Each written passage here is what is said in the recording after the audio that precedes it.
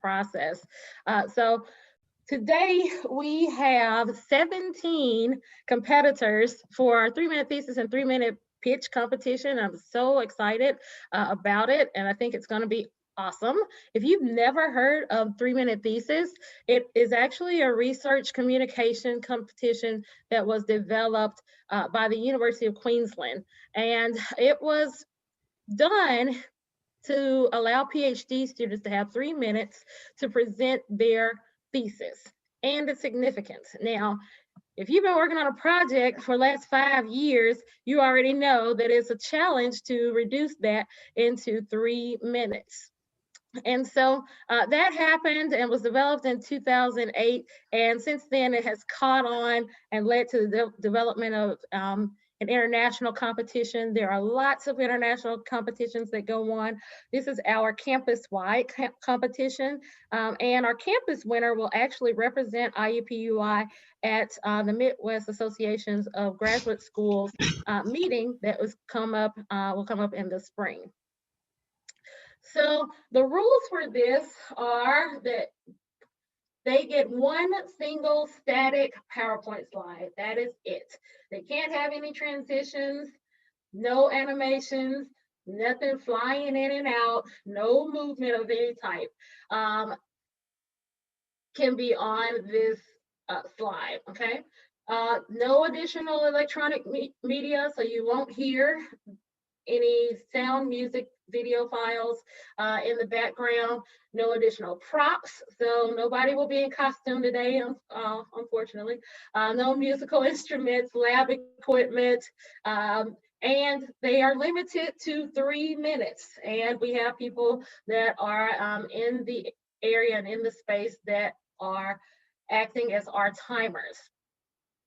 If they exceed 3 minutes, they're going to be disqualified, but I know that my folks have already practiced this, so they have it down packed and are ready for their 3 minutes. So presentations are to be spoken, so no poems, no raps, no songs, and presentations are to commence from a stage, but our stage today is wherever you are, right? So that is our stage. Once they start talking, we will start the timer, and the decision of our judging panel, that is the final decision. Okay, so without further ado, I'm going to introduce our fantastic judging panel. Judges, where y'all at? I'm looking for you. All right, I see you. Hey, y'all. So our fantastic judging panel, we have with us today Amy Conrad Warner, who is our Vice Chancellor for Community Engagement here at IUPUI. Wave at us, Amy. We have Dr. Shanique Edwards, who is a postdoctoral fellow at IU School of Medicine. Shanique. And we have Willie Miller, who is our Associate Dean for Communication and Technology with the IUPUI University Library. So a diverse panel of judges who are going to judge our 3-minute thesis and 3-minute pitch competition today. So why would anybody do this? Okay. Well, one reason is that they want to really convey the research to a lay audience, right? But the other reason is because there's prizes involved. What? Yes. Okay. So for our 3-minute thesis and 3-minute pitch competition this year, our first place winner will receive $500. I mean, like, I'm not going to give you a check, but it will go to your Bursar account. So if you got bills, make sure that you've already paid them. Otherwise, it's going to go to your bills. Just FYI. Okay. $500, and you'll represent us at the MAGS conference, the Midwestern Association of Graduate Schools annual conference, and a feature in our graduate newsletter, the Grad Jag, and we're actually open to featuring any of our fantastic students in our Grad Jag and spotlighting them on our website. So if you're interested in that, then absolutely reach out to us. Our second place winner this year, we haven't had second place winners in the past, but this year we do have them. And this is an award that's being sponsored by our graduate and professional student government. So our second place winner is going to win $300. That's awesome. For our 3-minute pitch, the 3-minute pitch folks are our masters and our professional students, and they will win $300, right? And a feature in our grad jag, and I'll probably put you on the website too. I love doing stuff like that. And then our second place winner will win $200. We also have an opportunity for you guys as participants and as our audience to get involved with our People's Choice Award. So we will run our People's Choice Award through Poll Everywhere. And when that time comes, we'll have 2 different categories, our 3-minute pitch People's Choice and our 3-minute thesis People's Choice. Those 2 awards are being sponsored by Up and Go, our underrepresented professional graduate student organization, and by the IUPUI Graduate Mentoring Center. This year, we also have a new special award sponsored by Sigma Xi Scientific Honor Society, and it's a Sigma Xi Excellence in STEM Research Award. And so that can go to a winner and it will be a prize of $250 and a year's membership in Sigma Xi. So all in all, somebody could leave here with a mad bank, right? Okay, they could seriously leave here with a good amount of money just for 3 minutes of work. So I encourage you, if you're not competing this year, I encourage you to consider competing in the future. All right, so shout out to our sponsors real quick. Of course, PFFP program, all of these groups that I just mentioned that are sponsoring some of our awards, Up and Go, GPSG, Sigma Xi, our IUPUI Graduate Mentoring Center. And without further ado, we're going to get started with our 3-minute pitch competition. Our first presenter today is Avaranki, and she's going to talk to us about mother's health. Can health policies improve maternal health and save more mothers' lives? Avaranki, are you ready? We'll get started when you unmute and say you're ready. Yes, I'm ready. Good afternoon, everyone. My name is Ibironke Ogule once again, and I'm from IUPUI McKinney School of Law. My topic is on how mothers' health and how health policies can help to enhance mothers' health. Have we ever wondered if health policies can actually help to improve upon mothers' health? And yes, I would answer in the affirmative that yes, health policies can help to improve upon mothers' health and help to save more mothers' life. Mothers undergo different complications during pregnancy, some of which are, underlying infections, which of course, some of them are treated or untreated infections. And some can be through severe bleeding, internal bleeding, which of course, some of them don't even know. They already have internal bleeding and they didn't treat it on time. Some can be through underlying pre-existing conditions, which can be through, diabetes or obesity.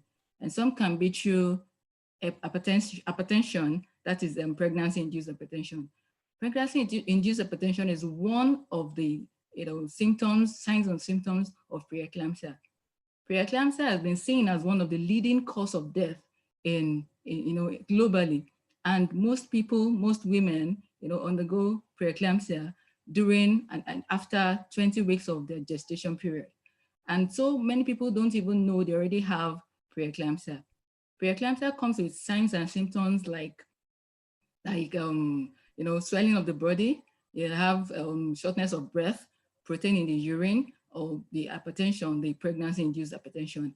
And so because of this, there are so many things that should be done, to reduce the mortality rate that is caused through this, health conditions that is experienced during pregnancy by women.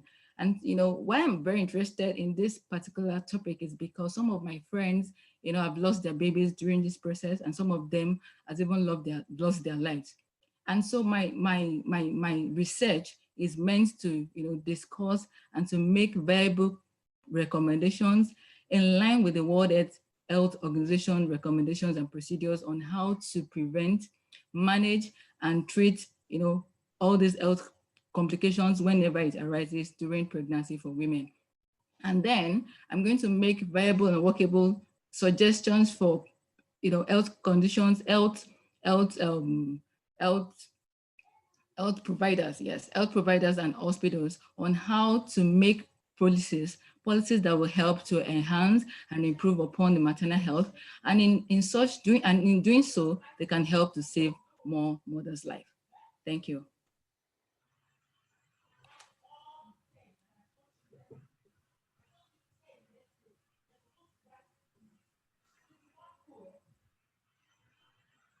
Awesome. Thank you so much, Haparanki. Let's clap it up for her.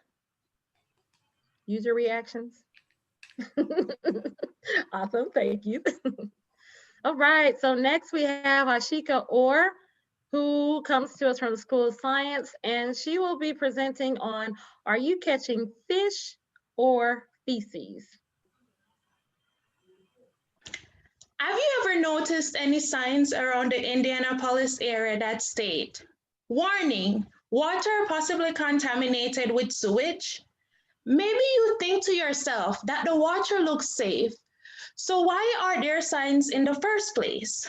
I mean, I see people fishing in these waters all the time. If not, perhaps you have smelled a foul odor after a rain event.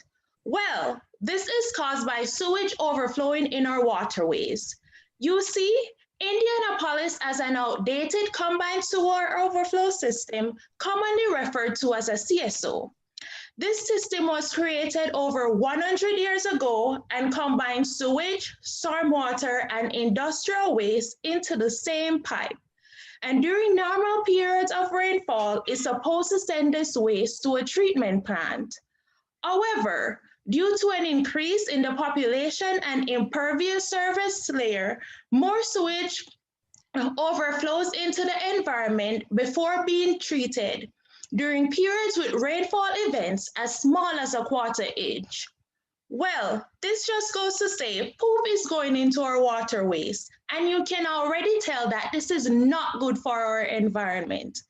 Therefore, my research focuses on characterizing and quantifying fecal coliform, specifically E. coli and other associated fecal pathogens found in warm-blooded organisms in urban waterways that receive discharge from CSO systems to determine the human health risk associated with these events.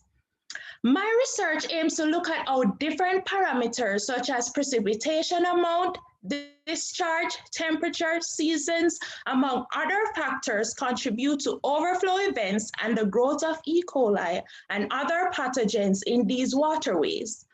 Although the CSO system in Indianapolis is currently being updated, climate change predictions state that Indiana will receive an annual increase in rainfall, which will still result in overflow events. So with this being said, whenever you or someone you know goes fishing in areas that receive discharge from CSO, are you getting fishes or feces? Thank you. Wow, thanks, Ashika. We appreciate that.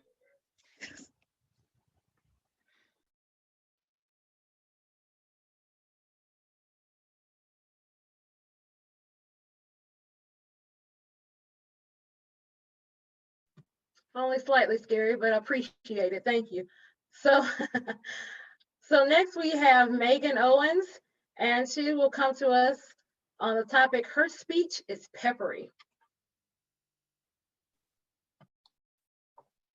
In 1885, Helen M. Gauger, a Lafayette, Indiana suffragist, temperance advocate, newspaper editor, and orator, made headlines for beating a man over the head with her umbrella in retaliation for a rude article he'd supposedly written about her in his newspaper. She threatened him with a libel suit, asserting that she would defend herself even if no one else would.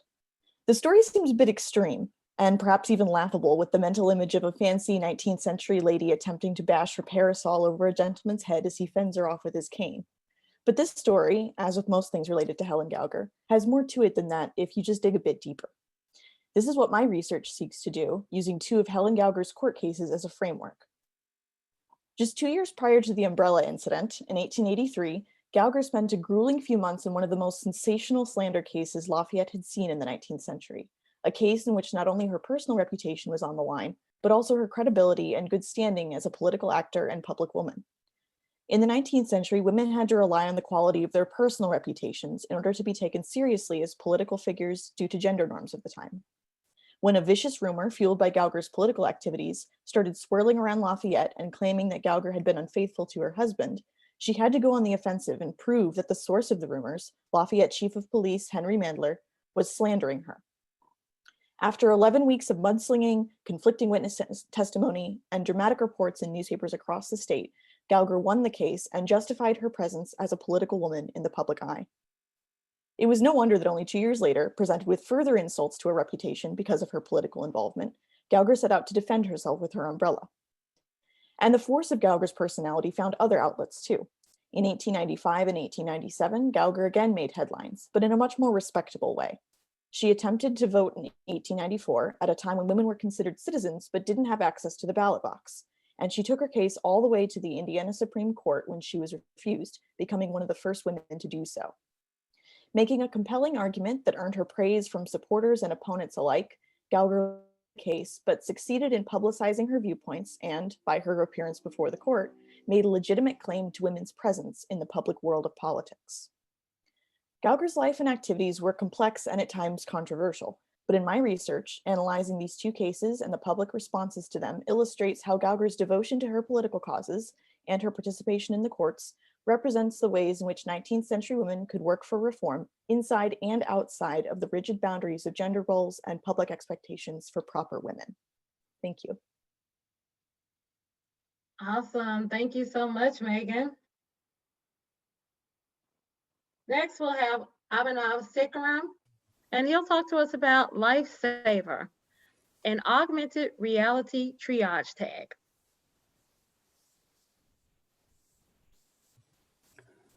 Good morning. What comes to your mind when you hear of a mass casualty incident? Whether you know anybody or not, all you wish is everyone should be safe. There would be all chaos around, and the situation could be overwhelming. But we always have a superheroes who reach to the spot within no time and try to take control of the situation. Here, our superheroes are none but the first responders, the EMS personnel who would triage the victims, provide the medical necessary care, and then send the victims to medical centers. Over the years, the process has remained pretty much the same. They assign a triage tag by marking the victims to one of the 4 tags categories: morgue, immediate, delayed, and minor, and do a basic assessment by writing on the paper tag. These are simple paper tags which help the first responders to triage victims. Honestly, they do the job, as they give the basic idea of the victim's condition. But the question is this sufficient? We, a team of designers from Indiana University, have studied this process and observed the process could be improvised using augmented reality. With the latest advancement in technology, it is time to leverage this process. What if the same paper tag can communicate the victim status to hospitals, incident command, and other first responders in real time, make the necessary medical condition arrangements beforehand? Yes, you've heard it right. We have designed an augmented reality solution for saving lives faster than ever before in the mass casualty incident. We propose a solution to the triage the victims with these AR tags, classify them into categories, record and communicate the victim status to incident command and nearby medical centers well in advance. The first responders can scan this tag using AR glasses, pass on the information to the chain of command to see the treatment and the right way, rather than investing in time in checking the basic health profile of the individual, and then deciding the nature of the treatment that has been offered to the victim. This approach that is being followed as of today kills time, and the changes of the recovery and the chances of recovery or survival would be deteriorating with every passing minute. But with the solution proposed by us, we can save a lot of time and also have the situation in control. Time and tide wait for none. By following this approach, there would be a reduction in the overall triage time and save more lives. Yes, it can always be done with a small piece of paper tag. Lifesaver, a superpower to superheroes for saving lives. Thank you. Awesome. Thank you so much. All right. So next we'll have Jitesh, and Jitesh is going to talk to us about multi-class, multi-label classification using by LSTM.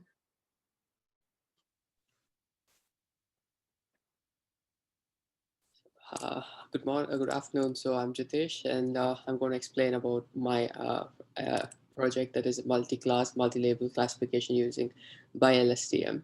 So we can see that we have the image of the poster of Titanic, and I have a small description here about the summary of the film.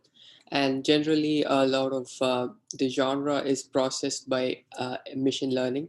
So every time you try to get the number of genres present, you pass it through algorithm, and you get different genres in perspective. So you need to have the number of genres equals the number of algorithms that are actually present, and you need to pass on the same small summary to get the output. So this is not feasible in real time because it consumes a lot of memory. And by doing this, we also need to expand the number of data sets that we are using. So we are therefore, my approach is to use a simple small algorithm where you can pass this summary once and get all the different possible genres that this movie represents. So this is a small example, but the applications for this is really large. You can use it in medical industry, where by giving symptoms, you can find out all the possible disease that are actually present by using a really small memory. And you can also use this in traffic, in roadways and traffic situations for autonomous vehicles. We can also use this algorithm to understand the allergies that are related to different recipes. By using my approach, you can actually reduce the memory that has been used and the time that has been consumed. So the overall idea is by reducing the memory and the time taken and using less data set, we can have a proper algorithm and have the best best output. And this is my approach. Thank you. Awesome. Thank you so much, Jitesh. And if you guys want the reactions to clap it up, please do.